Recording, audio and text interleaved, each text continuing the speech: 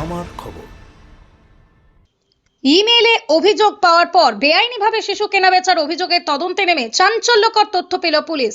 অভিযোগের সূত্র ধরে বুধবার রাতেই সিউড়ির একটি বেসরকারি নার্সিংহোমে অভিযান চালায় আসানসোল উত্তর থানার পুলিশ। রাতভর তল্লাশি ও জিজ্ঞাসাবাদের পর বৃহস্পতিবার সকাল পর্যন্ত চলে তদন্ত। পুলিশ সূত্রে খবর, কিছুদিন আগে ইমেল মারফত আসানসোল উত্তর থানায় ধাদকা এলাকার এক দম্পতির বিরুদ্ধে বেআইনিভাবে শিশু কেনার অভিযোগ জমা পড়ে। ওই দম্পতিকে আটক করে জিজ্ঞাসাবাদ শুরু করতেই সামনে আসে এক মধ্যস্থতাকারীর নাম, পাশাপাশি উঠে আসে সিউড়ির ওই বেসরকারি নার্সিংহোমের নামও। এরপরই তদন্তের সূত্র ধরে নার্সিংহোমে হানা দেয় তদন্তকারী দল। দীর্ঘক্ষণ ধরে চলে জিজ্ঞাসাবাদ ও খোঁজ খবর।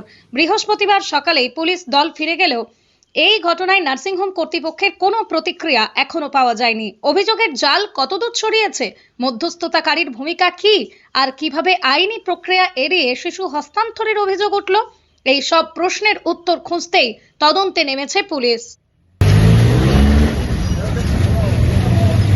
বোলপুরের ভুবনডাঙ্গায় নজরুল পথের পাশে তৈরি হচ্ছে অভিপ্সা অ্যাপার্টমেন্ট।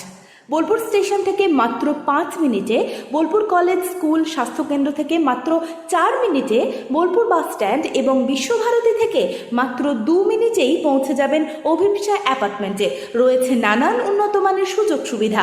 অফিসের ঠিকানা Sanvi apartment 2, ground floor, Ramakrishna road, Bolpur. Booking করতে সত্বর যোগাযোগ করুন এই নম্বরে। দেখতে চোখ রাখুন আমাদের ফেসবুক ও ইউটিউব চ্যানেলে।